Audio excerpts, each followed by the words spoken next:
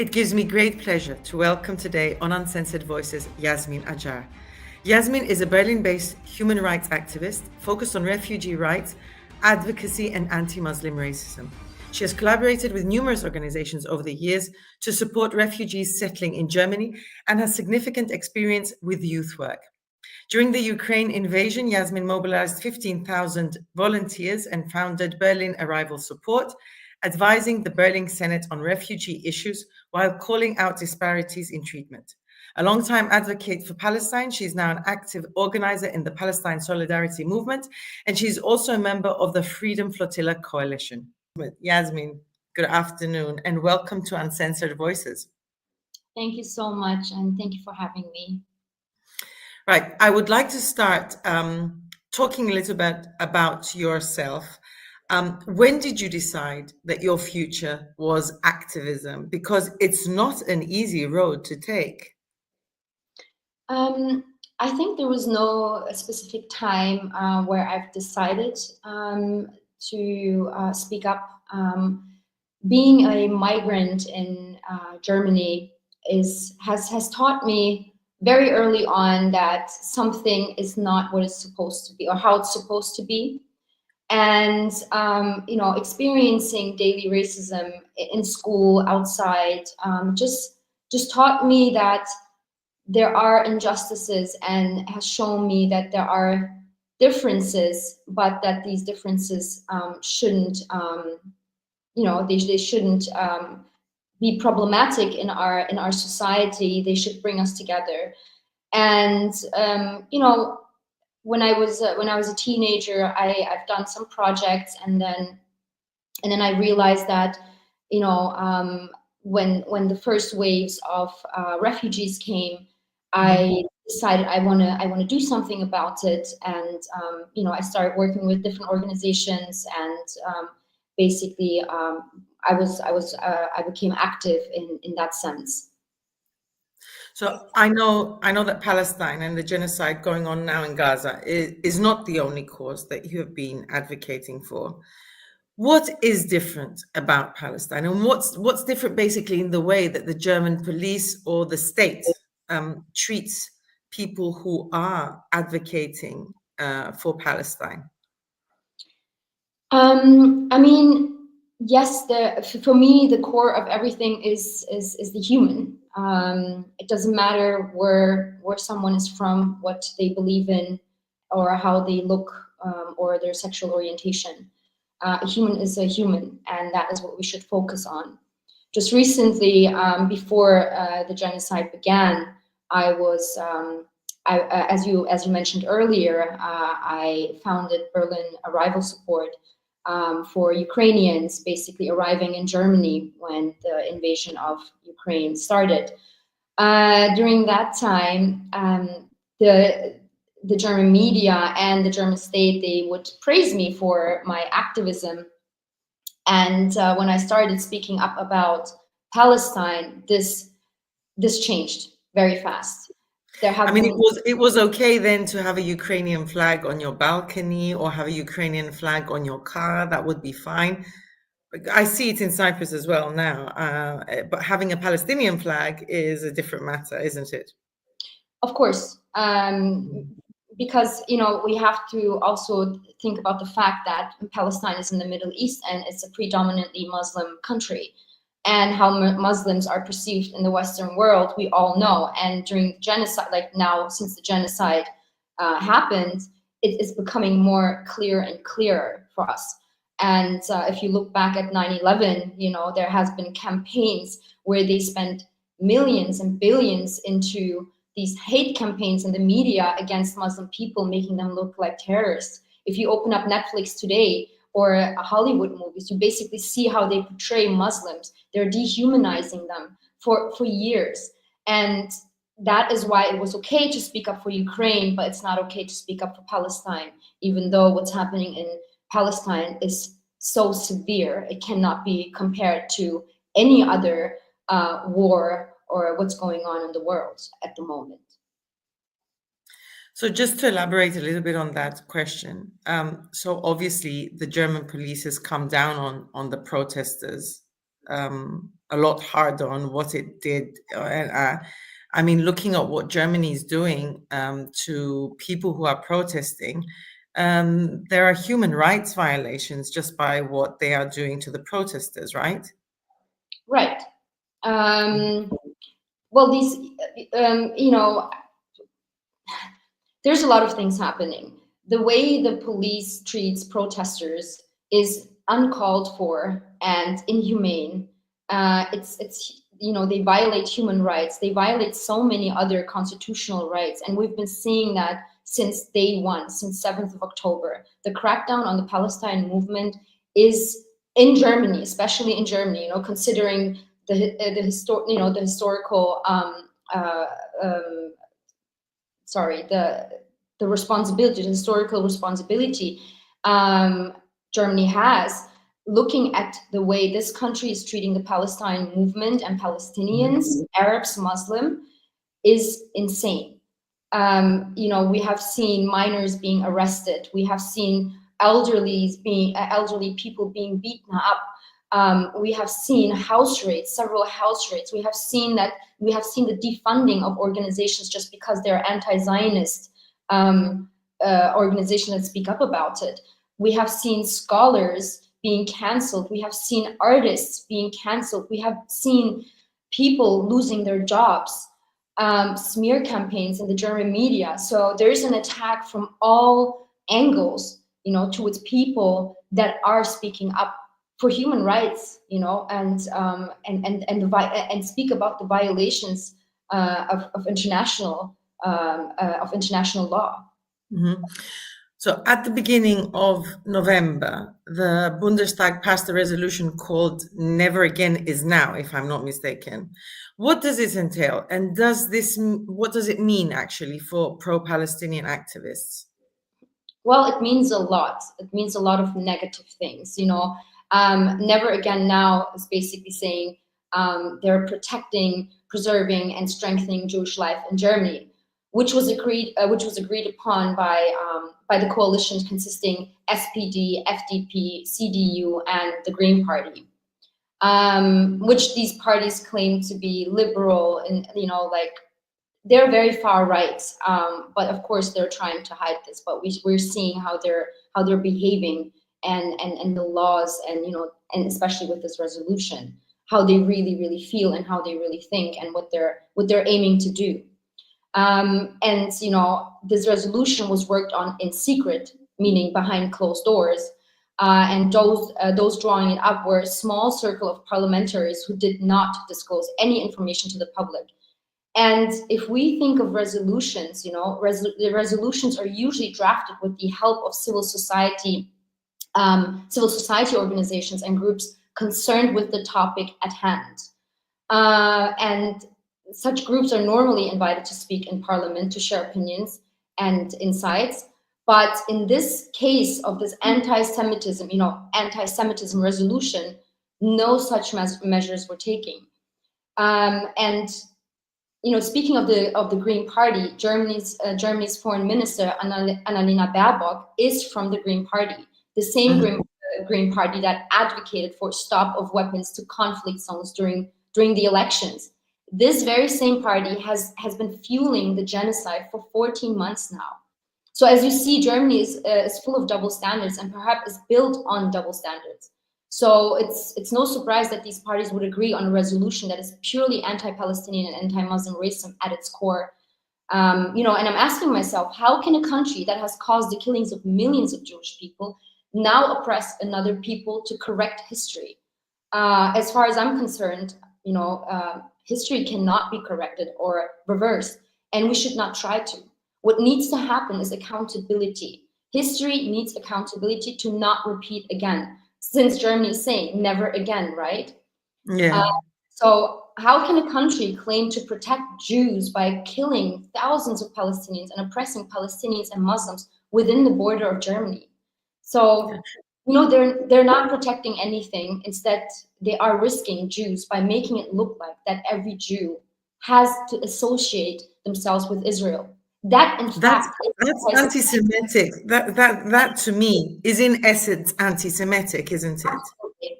You know, I mean, telling Jews how to think, feel, and live is very anti-Semitic, especially coming from Germany. And you know, while this resolution is not legally binding, it has a strong political impact. Like it violates freedom of speech and many other constitutional rights. If Germany is really about protecting, preserving, and strengthening Jewish life, maybe they should consider financial support for Holocaust survivors, many of whom live in poverty. All of this is um, not only concerning, but it violates human rights and freedom of speech. And we're seeing this more and more because lately, since the resolution was agreed on, demonstrations have been canceled. And I think this has a lot to do with this resolution. Yeah. Well, that brings me to my next question. I have heard time and time and time again that Germany is reacting this way exactly because it's feeling guilty because of the Holocaust. And it doesn't really make sense to me. Why would you, as you said, why would you allow another Holocaust to happen if you actually are feeling guilty about what you did? Does that mean that now suddenly the life of a Palestinian is worth less than the life of an Israeli person or a Jewish person? Yeah, guilt. You know, German guilt washing in times of genocide sounds very German. You know, the world has witnessed and is continuing to witness the full extent of Germany's repression of pro-Palestinian activism. We know, I mean, me personally, and I think everyone knows this, it's not about historic guilt. Mhm. Because, you know, does German guilt mean allowing Israel to drop 85,000 tons of bombs on a 360 square kilometer in only 1 year? Like, you know, like just imagine the amount of bombs on such a small land in 1 year. Does guilt mean to let children, women, men starve to death, or to kill up to 200,000 civilians, leave 15,000 children without parents, completely unaccompanied, bomb schools, hospital, mosques, use chemical weapons, burn people alive, you know, or to profit from settler colonialism in the West Bank? I mean, you know, the list goes on, and these are only a few that I mentioned. So Yeah. in this case, really, guilt is a luxury of the white man. In Germany, there has been, you know, like if we look at Germany, there has been a relentless campaign to harass, scare, intimidate, silence, fire, dismiss, and defund people, as I mentioned before, who just dare to go against Zionists, you know, or to speak up about, you know, Israel. These people are being openly repressed, and to justify all of this, they agree on a racist resolution that we just spoke about. Mhm. And central to this harsh persecution is a nationwide act of guilt washing. You know, using Germany's historical responsibility for the Holocaust as a facade to justify authoritarian state policies. And as far as I'm concerned, this approach does not genuinely prioritize the safety of Jewish communities. Because if it did, it wouldn't promote narratives that dangerously heighten societal tensions at a time when hate crimes against Arabs, Jews, Muslims are on the rise. Instead, Germany wants, you know, it seems like that Germany only wants division and not community. Yeah. Obviously, to serve their own interests. Of course, they have Um, geopolitical yeah, interests in all of this. yeah, yeah. So we saw within that context that you've just described what Germany did to Yanis Varoufakis and Ghassan Abu Sita when they tried to enter the country to participate in a panel during the Palestine Congress, or organized by Palestine solidarity groups and Jewish Voice for Peace. How far do you think they will take this? I mean, trying to censor people, because we've seen it on all levels. I know that both of them were not even allowed. I know from Yanis Varoufakis that he wasn't even allowed to record his speech or to participate online. He wasn't even allowed to participate online, and he was not allowed to record his speech at all or send it. So that is taking censorship to another level. How far do you think they will take this? I mean,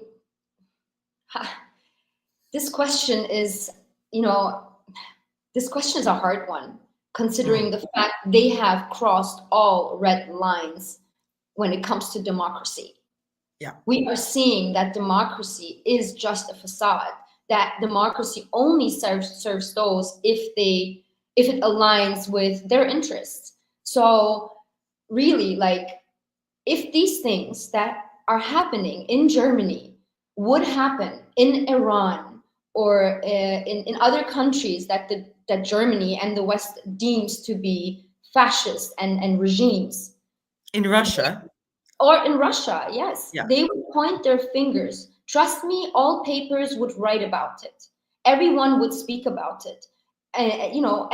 But this is now happening in exactly those countries that smear other countries for their actions. Like, not smear, but like that judge, who judge other countries. So it's always easier to point your fingers at others instead of really looking what's happening within your borders. And this is what we are seeing more and more. How far will they take it? I don't know. Can you take it any further than you have already? Not allowing a doctor to enter Germany to speak about what's happening in Gaza because he was in Gaza, or just canceling people, scholars who are here to have a dialogue, and talk about what's going on, while Germany claims that we are not looking for a dialogue. I mean, how can we have a dialogue if you are not allowing people to come inside of Germany? If you are, like the crackdown on the Congress, like it was very violent. I was there, I was there the same day when all of these things happened. They locked us in a room, they shut down everything, electricity. Like these people are, up to no good. Whereas these people are there to speak truth to power. So if that is not allowed in democracy, freedom of speech, where is democracy? One of the main main pillars of democracy is freedom of speech. This is what they highly speak of. This is what Germany prides itself on. So where is the freedom of speech that they're talking about? Where is the democracy that they're speaking about? I'm hoping that they won't cross any more red lines. I think that one is already done, because all of these red lines have been crossed when they allowed Israel to commit a genocide. When they showed us that committing a genocide is okay. When they have shown us that it's okay to watch a live stream genocide and then to lie about the weapon delivery in front of the ICJ. The day Germany was in front of the ICJ, I was in the same room. I was in The Hague. I was sitting in the same room and listening to them denying the fact that the weapons were not, they were basically denying the fact about the weapon delivery. To sit there and to listen to them, it was surreal, and you feel nothing but rage and disgust. Yeah. So we're going to end this with two more questions. What would you say to people? Having said that about what is going on and all the red lines that have been crossed, and a lot of people feel disheartened and disappointed that what they're doing is not working, that the governments aren't listening to us. Because if you think that in most of these countries that we've been describing, there is a disconnect between the governments and the people, because this is not what the people are saying. If you speak to most people on the ground, they will say that they do not agree with what is going on at this moment in Palestine, in Gaza. A great majority of them don't disagree with what is going on, but there is a great disconnect between the people and the government. So what would you say to people that simply say that protests don't work and that we don't have the power to change things? Great question. To those who say protests don't work or that we lack the power to create change, I would ask them to consider history. Nearly every major shift in rights, justice, and equality has been fueled by people coming together and demanding change, whether it was the civil rights movement or the fall of apartheid. Protests are not just about immediate results. They're about visibility, shifting public consciousness, and building pressure to eventually force those in power to act. It might not always create instant change, but they're crucial. But they're a crucial part of long-term struggles. Protests inspire others, interrupt comfort zones, and remind those in power that their actions are being watched. In this case, letting them know, yes, we know we are watching a genocide live streamed. For example, the media worldwide thinks they own the narrative, but when you look at the streets, despite all of the propaganda, despite all of the repressions, we see they do not own the narrative. And this is all, by protesting.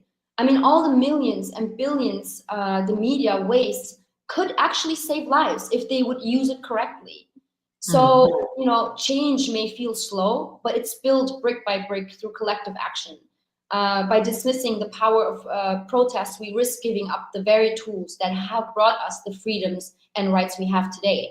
And, when I say it, I say this very carefully because it feels like what we have obtained through collectively standing up, like freedom and the rights we have today, it feels like we have to fight for them all over again. Yeah. So would you say that this is I always ask all my interviewees this last question. Would you say that this is what we're witnessing right now is the fall of an empire? Well, I would wish so. That's normally the answer I get. Right. History shows that great powers often weaken under a combination of internal contradictions and external pressures, and the inability to adapt to shifting dynamics. And we see this, we see this for like months and months now. What I think is the global resistance against colonialism, imperialism, and exploitation is challenging established power structures. And protests, uprisings, and demands for justice are shaking foundations of systems that have relied on oppression to maintain their dominance. So while it might not be the outright fall of an empire, it certainly feels like a moment where the cracks of hegemonic systems are widening. So Palestine has really shown the world a world without masks, basically. And to finish all of what I was saying earlier, empires don't collapse overnight. We know that. They erode over time. What we are witnessing could be the beginning or the acceleration of that process for certain global powers. But the real question is, what will rise in its place, and will it bring justice to those who we are fighting for? Will it free Palestine, Congo, Sudan, Yemen, Haiti, Cuba, the Uyghurs, and the Kurdish population, for example? Thank you for that last comment, because it's very important to remember that in our fight for Palestine, we must include all the other territories, all the other peoples, all the other countries that at this moment in time are oppressed by the colonialist, imperialist project that is going on at this moment in time. Because it goes without saying that Palestine is not the only territory that is going through this. It might be going through the hardest time because of Israel dropping bombs and killing people constantly, but it's not the only country going through the same strife. No. We know what a colonial project looks like and what a white supremacist colonial project looks like. They walk in, cause disruption, and take what are the country's natural resources. And that, unfortunately, is what it comes down to. That is what it's all about. Absolutely. And that is why we have to continue our protests. We have to continue to disrupt. We have to continue to take part in direct actions. You know, we have to continue to hurt capital, because this is the only way I feel like they will listen. You know, we have to abolish white supremacy. You know, I think that is where we have to start. Yeah.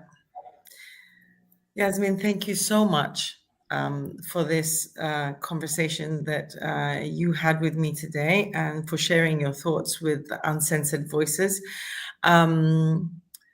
And we just have to continue to keep our voices uncensored and keep talking about what we believe about, and fighting for a world where justice and equality for all is present, and not only for the elite and for some people. So absolutely, 100% agree. Thank you so much for having me, and thank you for everything that you do.